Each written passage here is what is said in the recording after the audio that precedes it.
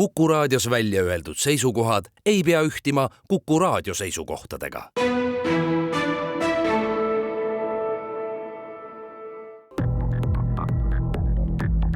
Krimiraadio.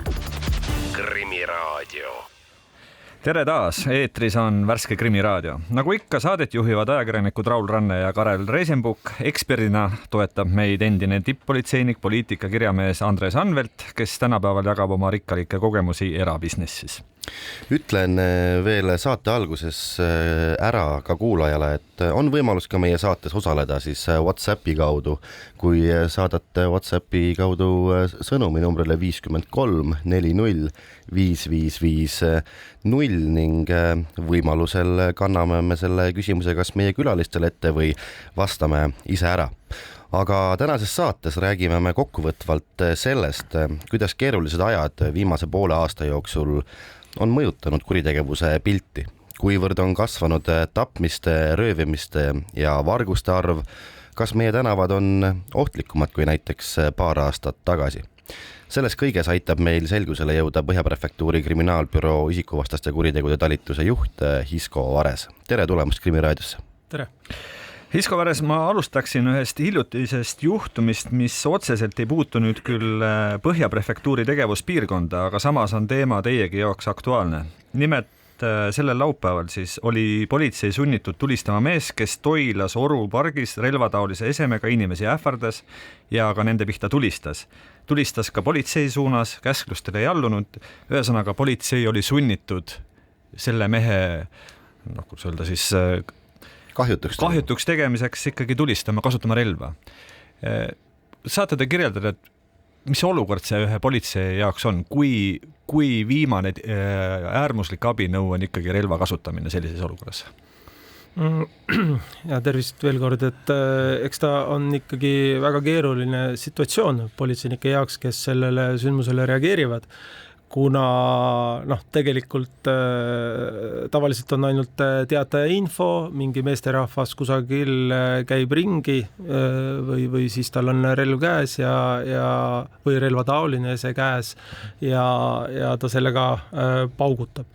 Et reageeriv toimkond kindlasti või nende peas kindlasti käib mõte, on see päris relv või ei ole, tahes tahtmata, ega siis kuigi meid päevast päeva õpetatakse, et kui isik, kes su vastas on, võtab relva välja, sinu poole sihib või siis sihib kaaskodanik, et seal ei ole enam midagi muud teha, kui tuleb ka vastavalt relvaga sekkuda.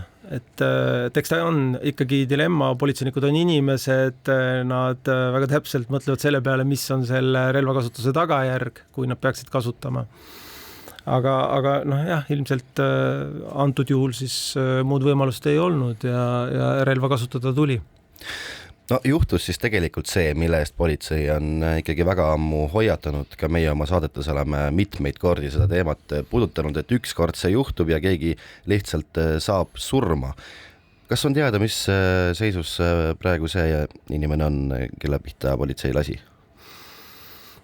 No need otseselt terviseandmed, aga ta on jätkuvalt haiglas, et täpsemalt võib-olla ei räägiks sellest. Ja ei ole ka teada, kellega ta seal pargis sõdis või mis asi teda ajendas seal siis ikkagi selle relvataolise esemega vehkima?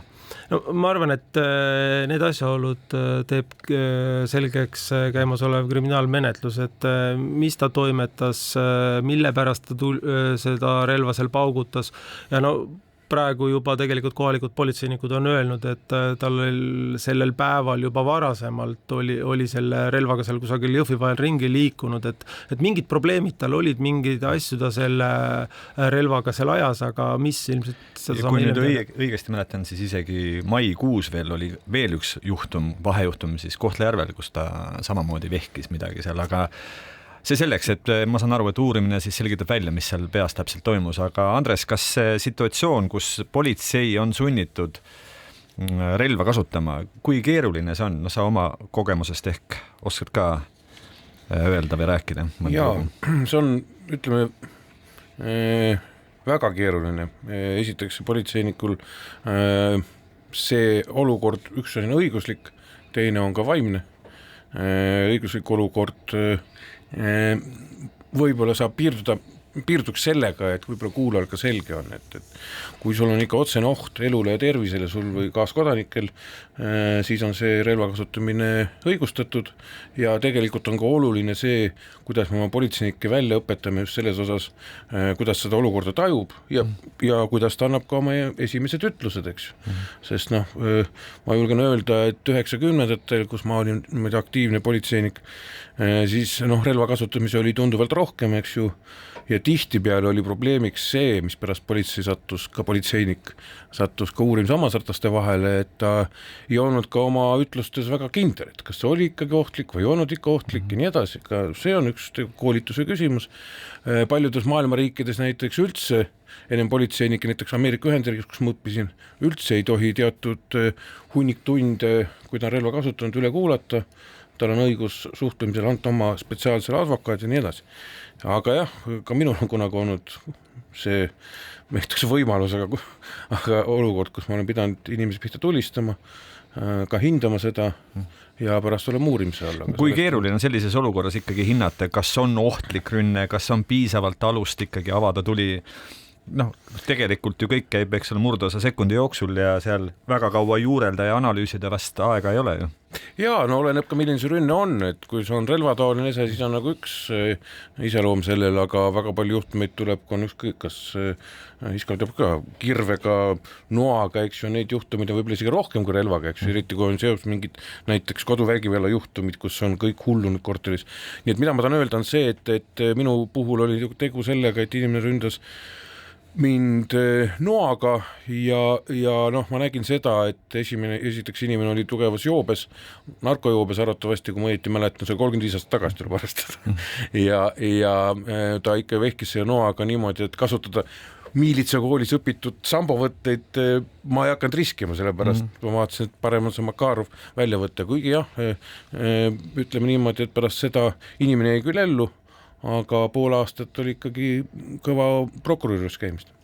Ma tean, et politseinikud tänapäeval peavad mingi aja tagant läbima koolides, aga ma õigesti mäletan, vist käitumine eriti ohtliku ründe korral vist ongi selle nimi, et kui tihti seda tehakse ja mis olukorrad seal täpselt läbi käiakse?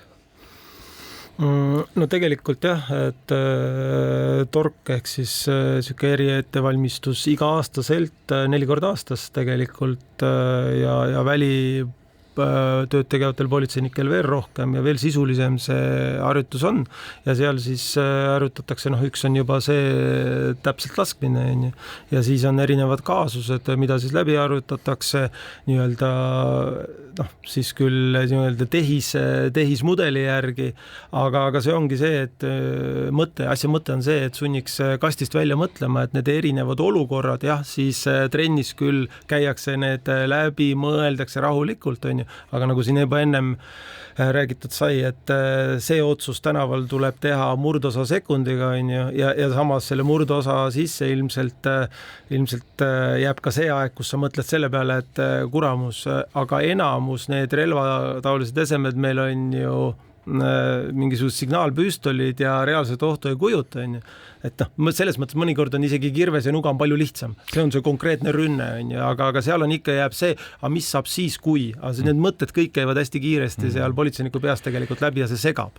Muide selleks saateks valmistudes ma nagu lappasin ikka läbi kõik viimase poole aasta jooksul toimunud sellised vahejuhtumid ja neid relva või relvataolise esemega vehkimisi või tulistamisi või ähvardamisi oli tegelikult ridamisi.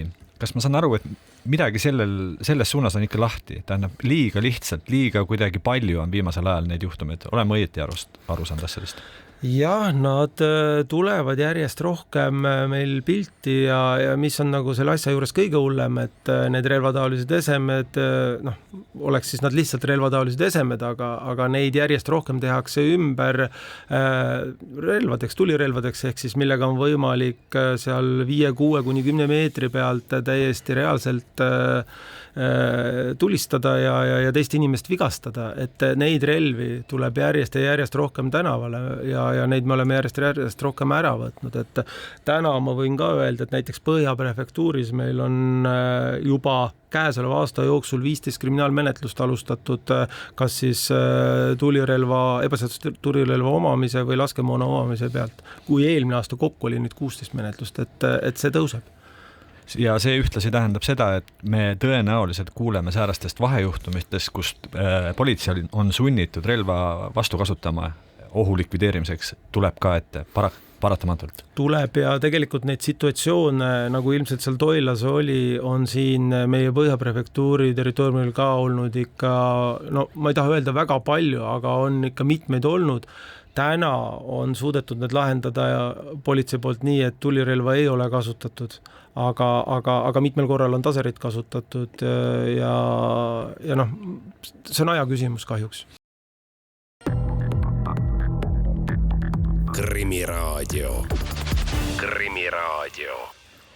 Krimiraadio jätkub, stuudios on ajakirjanikud Raul Ranne ja Karel Reisenbuk, loomulikult on meiega ka ekspert Andres Anvelt ning saate külaliseks on Põhja prefektuuri kriminaalbüroo isikuvastaste kuritegude talituse juht Isko Vares. Tänase saate teemaks on laiemalt kuritegevus esimesel poolaastal.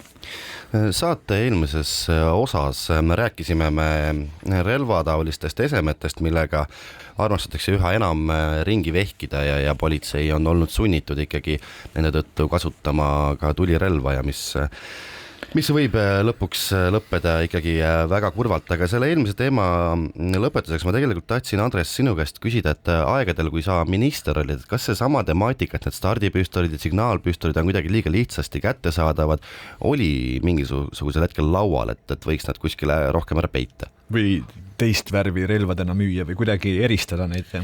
Ütlen ausalt, et tol ajal politsei meile seda probleemi otseselt lauda ei toonud, ütleme niimoodi, poliitika kujundamisse. Relvadega olid siis mitmed muud seadusemuudatused, mis puudutasid, tol ajal tuli see julgeolekutaust ja kõik muud asjad ja teine asi, mis tuli minu ministriks oleku ajal või ütleme niimoodi, tulenevalt ühest kurvast sündmust olid taserite seadustamine ja politseile nagu hankimine, siis oli see Vabaduse väljaku juhtum, kus üks noormees ründas nugadega politseid ja üks politseinik oli sunnitud. Seal teoreetselt oli palju väga pärast poleemikat, ka valitsuskabinetist oleks võinud taserit kasutada, siis taserit ei olnud ja siis probleem nagu muutus. Aga Isko Vares, kuidas teile tundub, kas on seadusandjal siin võimalik kuidagi sekkuda, mingisuguse nõudega seda olukorda muuta, et need relvataolised relvad siis, õhkrelvad, stardipüstolid, et need ei oleks nii sarnased kui päris relvad, nad ei oleks nii kergelt kättesaadavad või midagi teha, et see pilt veidikenegi paraneks ja teie politseitöötajad ei peaks tegema selliseid valikuid, nagu nad siin nüüd viimasel ajal on pidanud tegema. Jah, meil on ju tegelikult ka Rootsist olnud niisugune näide olemas, kus neid relvi siis on värvitud, et ehk siis nii-öelda mängurelvad on teist värvi, aga seal juhtus siis hoopis teine nurk, et kurjategijad hakkasid ka relvi värvima ja politseinikud lõpuks ikkagi ei teadnud, et mis on siis päris relv ja mis ei ole päris. Et täna lihtsalt meile endale jääb arusaamatuks, miks peaks olema kellelgi üldse identse välimusega signaalpüstol avalikus ruumis kaasas ja miks ta peaks sellega seal saama paugutada. Et ma ei tea, et ilmselt peaks kaaluma, et kas üldse, täna relvaseaduses on ka väga konkreetselt kirjas, et kui mul on isiklik relv või siis ka politseinik, eks nagu mina, kes kannab relva varjatult, siis ma peangi seda varjatult kandma, ma ei saa seda eksponeerida kuskil. Et miks me oleme nagu nii tolerantsed siis nende relvade kohta või nende relvade suhtes, mis on identsed, tavainimene ei saa aru, rääkimata politseinikust meetri kauguselt põhimõtteliselt sa ei saa aru, kas tegemist on päris relvaga või mängurelvaga ja täna me oleme jõudnud veel lisaks nii kaugele, et neid nii-öelda mängurelvi ehk signaalrelvi, mis on äravaatuse sarna see, et tehakse ümber ka ja nendest tehaksegi päris relvad. Ehk siis minu arvamus on see või ma arvan, et ka enamus politseinike arvamus, et neid ei peaks meil üldse lubama tänavapilti, avalikku ruumi. kui mul nüüd meenub, siin samas hiljutisest ajast oligi üks lugu, kus oligi üks relv oli ümber tehtud ja millega ju tapeti ka inimene, see siin üsna hiljuti ju juhtus. Aga vahetame nüüd teemat, tuletan kuulajatele veel meelde, et meie saates on võimalik WhatsAppi kaudu osaleda numbril 53 40 555 0, kui panete meile sõnumi teele, siis üritame sellele küsimusele siin saates ka vastuse leida. Aga Hisko Vares, kui me eelmist saate osa alustasime ka sellise küsimusega, mis otseselt teie tegevuspiirkonda ei kuulunud, siis ka see juhtum nüüd otseselt sinna ei kuulu, ent kuna te olite selle juhtumi uurimisega ka seotud pisut ja teate veidi asjaolusid, siis ei saa ka seda küsimata jätta. Jutt siis puudutab aasta alguses Suure Lähtrukandis leitud surnud imiku ema kaasust, kui selle nii võib sõnastada. Naine on hetkel Marokos kinnipidamisasutuses. Kas on teada, kui kaugel või lähedal on tema Eestisse toomine? Täpselt daatumid me ei tea. Tean seda, et seal need protsessid on nii läbi käidud ja nüüd on kõik puhtalt paberimajanduse taga, millal see naisterahvas siia Eestisse peaks jõudma. Loodan, et õige pea, meil on lubatud, et õige pea, suur suvi on kohe tulemas, samas Maroko on suur riik, et seal käivad asjad aeglasemalt. Vahepeal jõudis meediasse siis selle sama naise omakste üsna sellised, ütleme,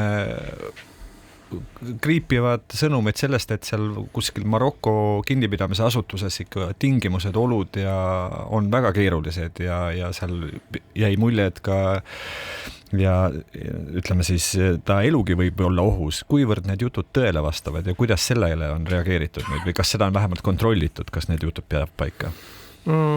Me oleme oma võimaluste piires seda kontrollinud ja tegelikult ega kui see kaasus meil alguse sai, me isik olime kindlaks tollel ajal teinud, siis me kohe kaasasime tegelikult ka Välisministeeriumi ja meie saadiku, kes siis seal Marokos toimetab. Ehk siis diplomaatilisi kanaleid pidi me oleme kõik signaalid, mis me oleme saanud omastelt või siis sellelt naisterahvalt endalt läbi omaste, et me oleme kõik need edastanud Eesti diplomaatidele ja nad teevad selle nimel tööd ja uurivad, kuidas sellel naisterahval seal vanglas läheb. Et ega meil muid erilisi võimalusi seal teha ei ole. Aga on ta ohus, ei ole ohus? Selle kohta on mingisugune kinnitus olemas? No mina ei saa kinnitada, et ta ohus oleks, et kellel ikka vanglas tore olla on. Et Maroko on kinnitanud meile, et nende vanglad vastavad kõigile standarditele. Eks väga palju oleneb ka ju sellest, esiteks sa oled võõramaalane, välismaalane, milline sa ise seal vanglas oled, et mis juttu sa seal, kõik keelebarjäärid, kõik need asjad, et aga üldiselt nii palju, kui me teame, kogemusi väga palju ei ole Marokoga, siis Maroko üritab olla nii-öelda kena turismiriik ja tema jaoks on ka see väga oluline, et turistid ei satuks seal vanglates täbaras olukorda, see on mainekahju meeletu neile. Andres, sa ehk oskad kommenteerida, kui keerulised sellised kauged ja piiratud võimalustega menetlused üldse on?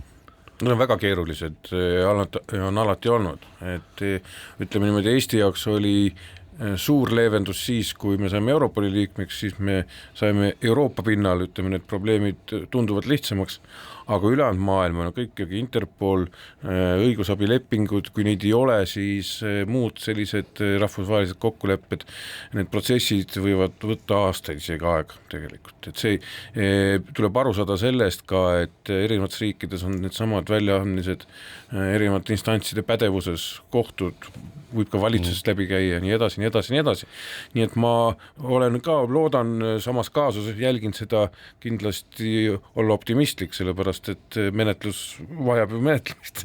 Aga see ei saa olla nii kiire, kui me võib-olla tahaks. Nii et ükskõik, kui palju me siin koha peal ka ei tahaks ja ei pingutaks, et lõpuks on meil kuskil maal käed seotud. Ja üks asi, mis me oleme minu meelest vähemalt, Isko nagu kindlasti on moodsama politseisindaja, et ma olen sealt eelmise sajandist ja selle sajandi algusest, nagu öeldakse, et vähemalt mida Eesti on ise alati püüdnud teha. Näiteks kui meil väljaspool Euroopa tsooni, eriti kuskilt mujalt mingi kurjategija on kinni peetud, siis me oleme alati proovinud näidata oma poolt sellist võimalikult kiiret menetlust, et saavutada hea suhe just selles mõttes, et teine pool, kui midagi vastupidist juhtub, toimetaks ka niimoodi, aga see ei ole alati hästi õnnestunud. Tuleme tagasi Eestisse või nüüd igapäeva Eestisse.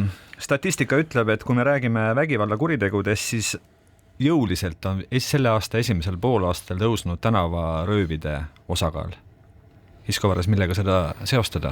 Milles asi? Nii on jah, et röövid on tõusnud ja tegelikult ka röövidega suhteliselt sarnane väljapressimine ka on tõusnud. Ega siin väga täpselt ma öelda ei oska, miks, aga ilmselt on siin osaliselt seos meie kogu sellel poliitilisel, majanduslikul olul siin riigis, mis on veel hästi huvitav, mida vahepeal meil praktiliselt ei eksisteerinud, et täna see tõus on ilmselt tulnud noorte pinnalt. Et kui me siin ühes saates ka meenutasime kanutiaeda ja noori, on ju, et see oli ilmselt kusagil seal 2017-18 on ju, siis meil oli nüüd tükk aega vaikust ja täna tegelikult juba see aasta me oleme päris kõvasti toimetanud noorte gängidega, kes ongi seal 14, 15, 18, et ja nemad teevad väga jõhkraid rööve. Oota, ma siis ikkagi kordan üle nüüd. Tähendab, täna oleme me siis olukorras, kus meil ongi tänavatel röövlijõugud, gängid, kambad, kes sõna otseses mõttes möödakäijaid tülitavad. Ma täpsustan, nad üritavad kanda kinnitada, aga täna me näeme suurt vaeva, et nad kohe esimesel võimalusel maha võtta, kes kuhu, keda õnnestub, kes on täisealine, saab vangi, kes ei ole täisealine, saab erikooli, ühesõnaga me üritame nad maha joosta ja selle tegevuse lõpetada. Kui me Tallinnast räägime, siis ma ei tea, kas saab nii öelda, millised need kõige ohtlikumad piirkond siis on või kus nad tegutsevad kõige rohkem? No, aga siin jälle, et väike erand, et ega nad täna veel väga võõraid inimesi või tavalisi linnakodanikke ei tülita, et nad ikkagi üritavad siduda endaga teisi noori, kes siis, kas siis narkootikumi müügi, ühesõnaga mingisuguse teemaga üritatakse ära siduda ja peale seda siis vägivallatsetakse nende kallal. Et täna nad on veel piisavalt noored, et päris iga suvalise inimese kallale ei minda, kuigi siin on ka erandeid. Kui jõhkrad need on? Välguvad seal noad või ainult rusikad või kui haiget tehakse? Need konfliktid, millest te olete kuulnud, on olnud? No ikka nad on jõhkrad, et kui sa ikkagi ei täida seal käsku, oled seal võlgu mingit näiteks narkomüügi eest jäänud, oled seal kedagi üle lasknud, nagu nad räägivad, siis ikkagi lastakse noad käikul, lõigutakse, pekstakse julmalt, alandatakse teiste ees, pannakse maksud peale, kõik, mis on veel hästi omapärane, need filmitakse kõik ülesse ja et siis see on see kaks asja, et siis nad, meile on see väga hea, ühtepidi on ju, aga teistpidi on see ka neil, et nad alandavad seda kannatanud ja see lubadus, mis ta seal annab, mis seisundis ta on ju, et see jääb ka neile. Et täna näiteks on olukord selline, kus üks poiss siis ka jäi seal võlgu, teda lõiguti, siis ta ei suutnud ikka oma võlgu tasuda ja lõpuks siis teda sunniti relvastatud poeröövile, mille ta ära tegi ja mis nüüd ta istub selle eest.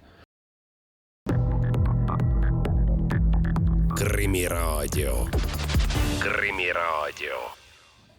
Krimiraadio jätkub, saadet juhivad ajakirjanikud Raul Ranne ja Karel Reisenbuk ning eksperdina on meil abiks Andres Anvelt ning saatekülaliseks on Põhjaprefektuuri kriminaalbüroo isikuvastaste kuritegude talituse juht Hisko Vares. Tuletan ikka veel kuulajale meelde, et 53 40 5550, kui WhatsAppi rakenduse kaudu meile kirjutate, kui on tekkinud mõtteid või küsimusi, siis kanname sellega võimalusel ette.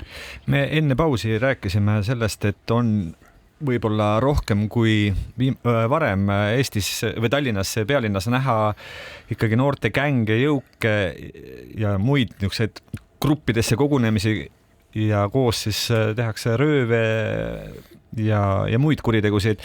Kas me saame rääkida ka mingisugusest taustast selles mõttes, et ütleme, need on ma ei tea, mingisuguse rahvusliku tunnuse järgi, et ütleme etnilise tunnuse järgi kuidagi eristatavad, et ütleme Lasnamäe jõugud, Mustamäe jõugud, Nõmme jõugud, eestlased, venelased, sisse tulnud ja kohalikud, midagi taolist. Niimoodi otseselt isegi ei saa, et jah, nad seal nimetavad ennast üheks, ma ei hakka siin gänge nime nimetama, et muidu saavad tasuta reklaami. Aga selles mõttes nad jah, mingi siukene liin linnaosaga on olemas, et nimetavad ennast seal mõne tänava järgi, aga ja integratsioon on seal vähemalt meil toiminud, et üldiselt on et väga siuksed sega rahvuslised ja räägivad pigem eesti keeles. Et seda otseselt öelda ei saa, et meil oleks mingi rahvustevaheline mingi võitlus tänavatel. Et võib-olla veel siin 10 aastat tagasi nii oli, et olid eri rahvusest need gängid, et seda ei ole. Aga võib-olla, mis on nagu täna teistmoodi, on see, et meil on tekkimas siukene, see on küll nüüd natukene rahvuslik, et on vene rahvusest skinnid.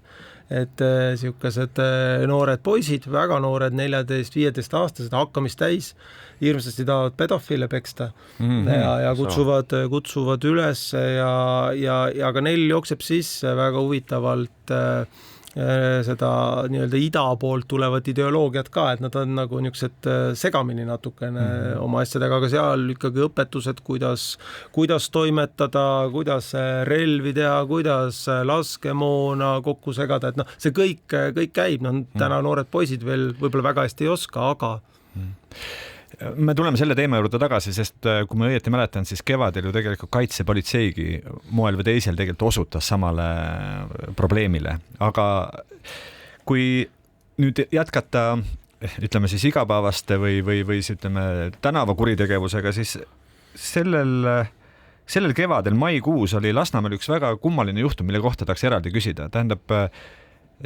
keset päeva süttis põlema siis, kuidas ta on siis suvila või see Aagis suvila, kus hukkus 2 inimest ja esimeste tõendite järgi te ütlesite, et tegu on süütamisega. Kas nüüd praeguse seisuga saab öelda, mis seal toimus, kes süütas, kes olid ohvrid? No kuna menetlus ja veel väga aktiivne menetlus seal käib ja see faas ka on hästi praegu aktiivne, siis väga täpselt rääkida ei saa. Aga ma võin nii palju öelda, et täna oleme need 2 isikut üle kuulanud mõrva paragrahvi järgi, et see kahtlustus on neile esitatud ja praegu siis nii-öelda käib tõendamine. Aga isikud on käes selles mõttes? Isikud on käes, jah. Läheme edasi, aasta alguses tapeti Arukülas eakas mees. Politsei pidas kinni 2 kahtlusalust ja see näis kõigi tunnuste järgi selline klassikaline joomatüli olevat ja selle tulemusel siis mõrv. Kas selliseid juhtumeid on viimase poole aasta jooksul olnud kuidagi rohkem kui viimastel aegadel üldiselt?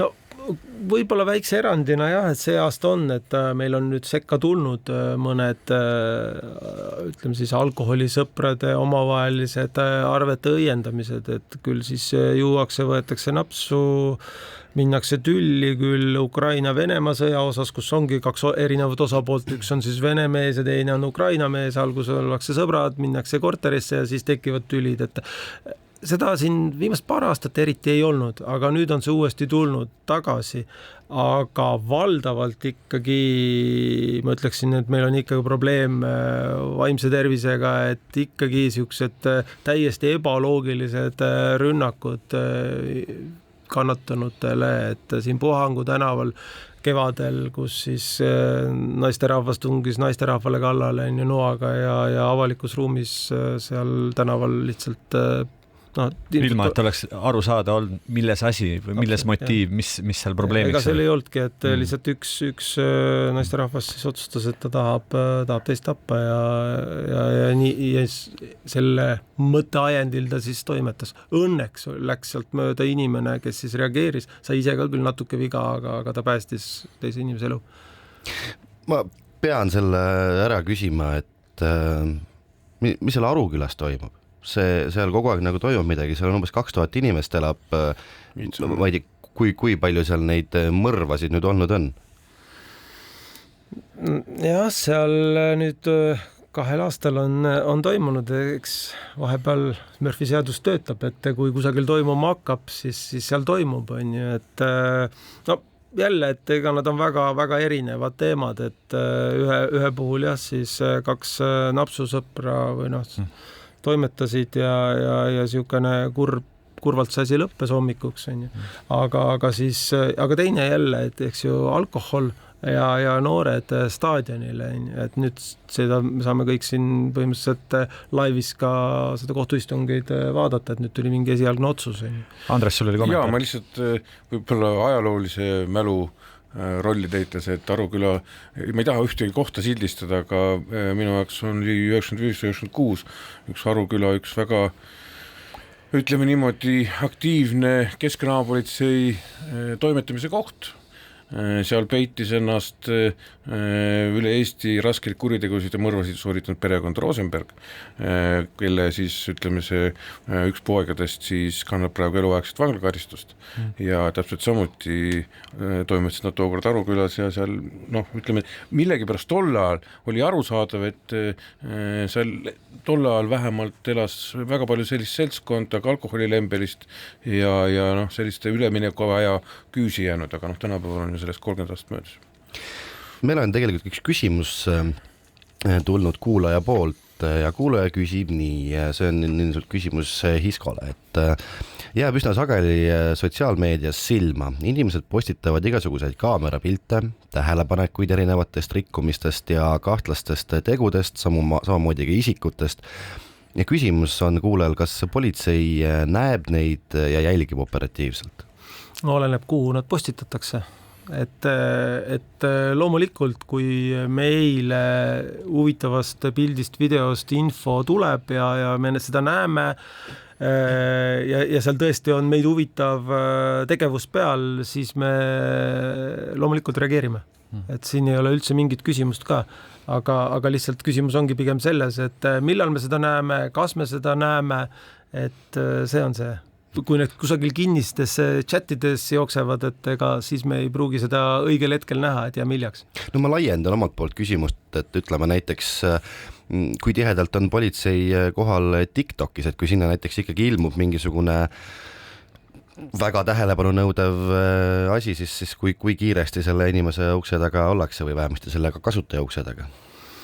No esiteks meil on veebipolitseinikud olemas, lisaks täna Eestis inimesed usaldavad politseid nii palju, et meil on väga tublisid kodanikke, kes märkavad neid videosid ja meile saadavad, et see on ainult aja küsimus, kui see info meile jõuab ja kui see on selline info, kuhu peab kiiresti reageerima, siis me seda ka teeme. Ma loen ette nüüd ühe uudiste pealkirja, mis mõneti on ikka iseloomulik, ehkki uudis ise on Ida-Virumaalt jällegi, et Jõhvist leiti maja eest vägivalla tunnustega 40-aastase naise surnukeha. Politseinikud pidasid kahtlustatavana kinni 46-aastase mehe, ehk et niisugune klassikaline perevägivalla juhtum, mis paraku lõppes ka inimese surmaga.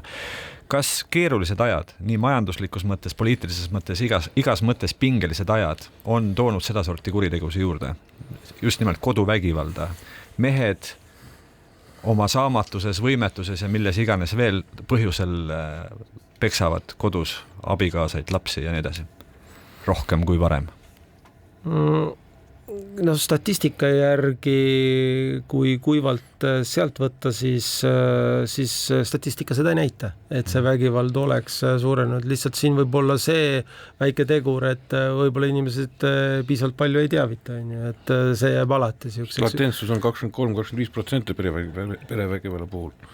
Et see on, aga kui nüüd võtta, ütleme, jälle, et kuna mina olen selle kõige raskema kuritegevuse taustaga või uurimise taustaga on ju, siis selliseid tapmisi vähemalt siin Põhjaregioonis on tunduvalt vähem kui mingid ajad tagasi, et kas siis arstid teevad head tööd ja suudavad patsient päästa aga tegelikult ka 118 ehk mis on see raske kehavigastuse tekitamine, et kas neid perevägivallas ei ole viimasel ajal õnneks väga palju olnud, et pigem jah, ma ütleks, et seal on praegu natukene isegi hea seis.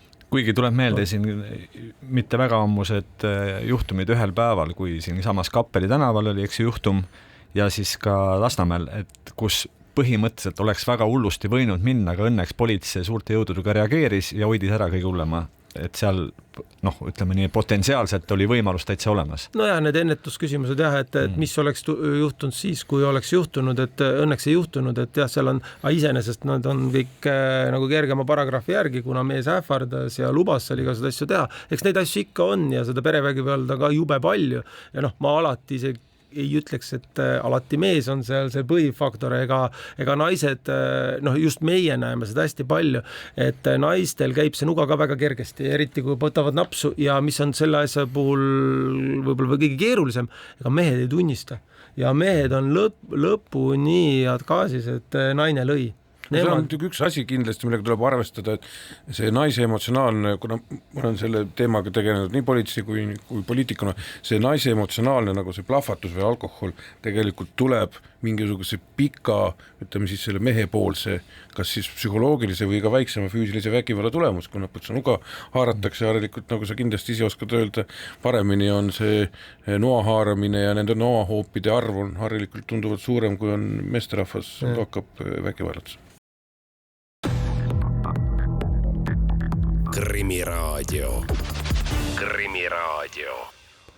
Krimiraadio viimane saateosa on jätkumas, stuudios on endiselt ajakirjanikud Raul Ranne ja Karel Reisenbuk, eksperdina nagu ikka aitab meid Andres Anvelt ning saatekülaliseks on täna Hisko Vares, Põhjaprefektuuri kriminaalbüroo isikuvastaste kuritegude talituse juht. Enne sai öeldud, et me tuleme nende äärmusrühmituste juurde tagasi. Kevadel, kui kaitsepolitsei esitles oma aastaraamatut, siis seal ühe peatükina oli teemaks ka just nimelt mingisugused müstilised paremäärmuslikud spordiklubid, kus siis seal noori kutte just nimelt sellises teismeeas ja pisut vanemaid siis nii füüsiliselt kui ka ideoloogiliselt ette valmistatakse mingisuguste müstiliste sissetungijate vastu võitlemiseks. Ja need sissetungijad, üldjuhul siis teist nahavärvi või siis mingisuguse teistsuguse seksuaalse sättumusega inimesed. Kui palju te tegelikult reaalselt nüüd olete kokku puutunud sääraste rühmitustega politseis, et kus ongi just nimelt sellistel põhjustel rünnatud või vähemalt ettekäändeks toodud, et ta oli selline või teistsugune? Ei, neid rünnakuid on olemas olnud ja need on tegelikult, ei ole ainult siin meie Põhjaregiooni grupid, et need on üle-eestilised grupid, kes siin nahavärvuse ja siis mingisuguse muu teema pärast on isikuid rünnanud. Aga jah, neid on. Andres, sulle meenub, et see ei ole sugugi uus teema, et on üks lainena on jälle tagasi tulnud, aga on ka varem. Rääksime venemeelsetest skinnidest või kuidas see siin enne oli öeldud? Et see nimetus skin, eks ju, see on muidugi selline moodne nimetus, aga sellise kergelt poliitilise võib-olla siis üks natsionalistliku, šovinistliku taustaga noortepunt ja eriti 90. aastate alguses.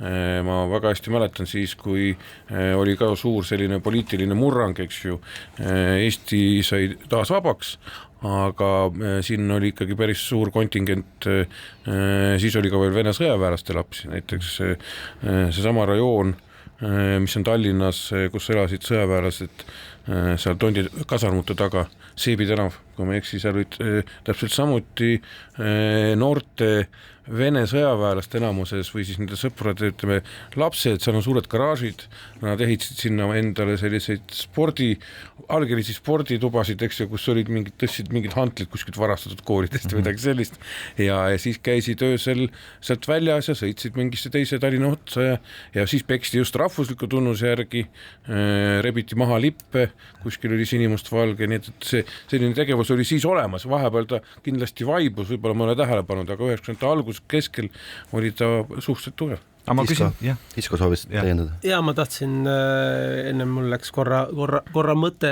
lendama, et aga kui siin tuli küsimus ennem saatesse, et kas me näeme ja kuidas me näeme neid TikTok'e ja muid asju, et ka nende skinide puhul, et tegelikult me hästi palju reageerimegi eelnevalt, kuna tänapäeval on ju ka skinid moodsad, neil käib chat, ja nad kutsuvad kõigepealt üles seal seltskonda kusagile piirkonda, et nüüd lähme näiteks suvaline park, lähme sinna, eks lähme pedofiile peksma, et siis me oleme tegelikult väga palju sinna reageerinud ja ennetavalt kohale läinud ja neid isikuid kontrollinud, kes need tüübid siis sellised on, kes seal peksmas käivad. Ehk siis täna me üritame ennetavalt nende tegevust lõhkuda. Et ma saan aru, et meil on siis kuskil siin ringi liikumas vene keelt kõnelevad ma ei tea, usinad siis skinnidest pedofiilikütid, on ju, et kas on siis, ma ei tea, kust nad need pedofiilid nagu välja otsivad või koostavad nad mingeid nimekirju siis, et kus nad saavad selle info? See ongi väga segane, et nad tundub, et nad pigem nagu tekitavad ise selle pedofiili, mitte tihti, aga mõnikord on tehtud ka selliseid aktsioone, kus siis tehakse kusagile foorumisse pannakse üles kuulutus, tuleb kohale meesterahvas, kuulutuses on, et olen 14-aastane tüdruk ja tahan kohtuda, ja siis seal arendatakse vestlust ja siis, kui see tüüp kohale tuleb, on ju, ja siis võetakse ta seal pihtide vahele ja see ei ole mitte ainult venekeelsed, et need on ka Eestis täitsa Eesti siuksed grupid, kes siis sel viisil tegutsevad. Matkivad mingil määral politsei tegevus. Ma just tahtsin öelda, et peaks matkija nad politseisse tööle võtma. Aga see on ohtlik tegevus. See on ohtlik muidugi, aga nad on lugenud, eks politsei annab arvikut ülevaate peale menetluse lõppu, kuidas jõuti ja see on kirjeldus, mis nad tahavad oma elu põnevaks. Aga jah, et see on ohtlik tegevus, seepärast, et see võib eskaleeruda ja see kunagi ei tea, kes su vastas on, et me siin täna oleme relvadest ja asjadest rääkinud, kui sa inimesed nurka surud, et siis see ka nii-öelda visuaalselt nõrk inimene, tegelikult kõige ohtlikumad inimesed ongi visuaalselt nõrgad, ehk siis keda sa alahindad. Kas see, millest me praegust just rääkisime, on hetkel suur probleem või tast on saamas suur probleem, kuidas teile tundub? Ma võib-olla sõnastaksin niimoodi, et me üritame teha kõik, et sellest ei saaks probleem. Sest et tegelikult meil on ju näited, eks ju, Rootsi, Soome, kes on täiesti hädas nende noorte gängidega, just ongi noortega, keda ei karistata, me Eestis oleme ka juba sinna jõudnud, me oleme kõik kokku leppinud, et alla 18-aastased juba ka natukene ülesse poole, me vangi ei pane, aga meil alternatiivi ka ei ole, et kui ta seal on 17-18-aastane täna, on meil Tapa on see Kaagvere erikool, aga seal on väga piiratud võimalused, ehk siis meil on keeruline situatsioon praegu. Aga ma tahtsingi öelda, et miks ma seda küsin, et kas sellest on saamas probleemi, et teadupoolest me oleme korduvalt öelnud, et praegu on käsil päris keerulised ajad, inimestel võib-olla kaotavad tööd, palgas annavad järele, mingisugused võlad on suured kiiresti tekkimas ja sellises olukorras Eesti mees ja mitte ainult Eesti mees on ju kärme mõtlema, et kõikides tema hädades on süüdi see mustanahaline taksojuht, kes ei oska esimese hooga öelda, kus asub vabaõhukooli tee, eks. Ja kui juba ei oska seda öelda, siis ilmselt on ka pedofiil võib-olla, eks ole, ja siis võivad juba rusikad käiku minna küll. Et see on see põhjus, miks ma küsisin, et kas sellised seosed, kus nüüd keskmisest kehvem elu või probleemid tekitavad mingisugused natsi- ja rassiteemadel konflikte, on see niisugune seos olemas seal või on ta nii ilmne? Andres, äkki sina oskad siin? Ma tahan ühe asja öelda võib-olla ruttu oma kommentaari sellele, et tegelikult majanduslik olukord kindlasti mõjutab, kui ma räägin 90. aastate algusest, siis 90. lõpus, 2000 algus, siis ka ütleme nende noorte, ütleme niimoodi setsielu ja majanduslikud olukorrad, kõik läks palju paremaks ja see vaibus ära, aga me mingil hetkel saime õue peale uued probleemid, uued kriisid, uus põlvkond otsib endale uue mingisuguse sellise, nagu öeldakse, renni ja ma arvan, et neid peab ette nägema ja see, mis siis kujutas väga õige, et neid tegelikult tuleb ära hoida, et me neid ei kapseldaks kuhugi mingisugusesse getosse ära, nagu on seal Mälmas juhtunud või pärast julge isegi politsei sinna ise läheneda. Eks nagu on öeldud ka, et see on mõnes mõttes heaolu ühiskonna märk, et kui inimestel ei ole enam midagi teha, siis nad hakkavad lollustega tegelema, aga ma tahan ühe asja lihtsalt öelda, et need on ikkagi marginaalne osa ühiskonnast, lihtsalt jah, kui nad tegutsevad ja midagi teevad, siis see paistab silma, aga tegelikult on ikka Eestis maaru turvaline elada, et selles mõttes probleeme ei ole ja ja sellepärast on ka meil politsei, kes neid inimesi ära nopib, lihtsalt vahepeal nad on meist paar sammu ees, siis võtame nad ära, siis on jälle vaikus, et üldiselt me tegutseme selle nimel. Ja ma ütlen see just juurde lihtsalt, et tere tulemast tagasi 90-ndatesse, et siis me saaksime ainult, oleksime saanud unistada sellist olukorrast, mis tänasel päeval. No selle mõttega on suurepärane saade lõpetada, et tegelikult on Eesti üks turvaline paik mõnede üksikute eranditega. Selline siis sai tänane Krimiraadio, rääkisime tapmistest, röövimistest, ründamistest, ähvardamistest ja muudest rasketest kuritegudest, mis on juhtunud viimasel pool aastal. Täname loomulikult kõiki kuulajaid, kõiki saates osalejaid ja loomulikult saatekülalist Põhjaprefektuuri kriminaalbüroo isikuvastaste kuritegude talituse juhti Hisko Varest, saadet juhtis ajakirjanikud Raul Ranne ja Kadel Reisenbuk, meiega oli ka ekspert Andres Anvelt. Järgmine Krimiraadio, nagu ikka, on eetris juba järgmisel nädalal teisipäeval kell 1. Kuulmiseni. Krimiraadio. Krimiraadio.